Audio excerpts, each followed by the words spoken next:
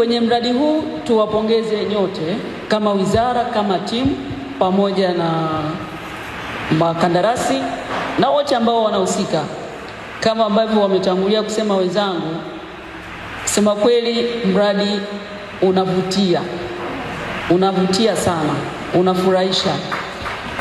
Hii waheshimiwa wabunge, ni kwa sababu Dr. Samia Suluhu Hassan ameamua kutoa fedha.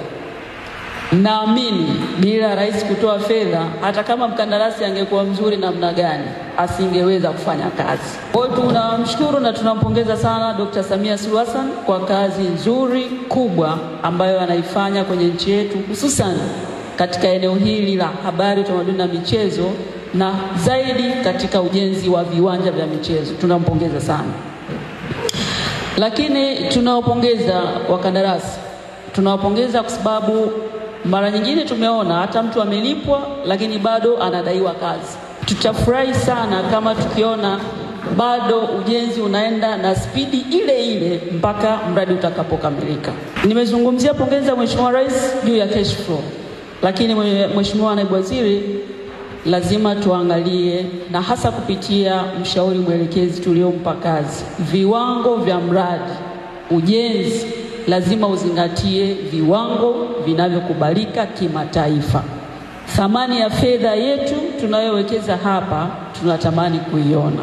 Tutumie fursa hii pia kukupongezeni nyie kama wizara, lakini kupongeza ofisi ya mkuu wa mkoa kwa kuwa ule mgogoro uliokuwa unaendelea kuhusiana na eneo hili, tumepewa taarifa kwamba huo mgogoro umefika mwisho na eneo lote sasa mmepatiwa. Kwa kazi ni kwenu kama wizara kuona mnapangilia matumizi sahihi ya eneo hilo kwa ajili ya manufaa ya nchi yetu. Wakati tunakuja mara ya mwisho tulikuta malalamiko mengi ya vibarua, lakini leo hali imekuwa tofauti. Nadhani kipindi kile kazi ilikuwa hazijaanza. Sasa kazi zimeanza, wamepewa kazi, na wenyewe hata muda wa kuzungumza na wageni tena hawana, wako bize katika utekelezaji wa kazi. Na hili tunalishukuru sana kwamba yale ambayo tulielekeza wakati tumepita hapa mara ya kwanza mmeyafanyia kazi, yametekelezwa. Changamoto hiyo imeondoka, haipo tena. Shauku yetu sisi kama wawakilishi wa wananchi, tunatamani kuona usalama wa watumishi, usalama wa wafanyakazi, usalama wa vibarua kwenye eneo la kazi unazingatiwa.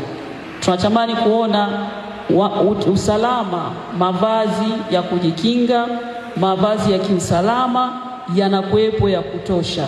Sio wakati wa kutembelewa, wakati wote wa utekelezaji wa mradi.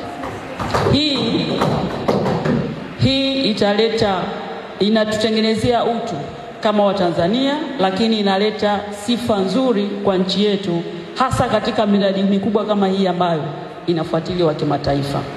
Kwa ni washukuru sana, lakini niwatakie kila laheri. Sisi tunajua 31% ni asilimia ndogo sana katika ujenzi. Kazi bado iliyobaki ndio kazi kubwa.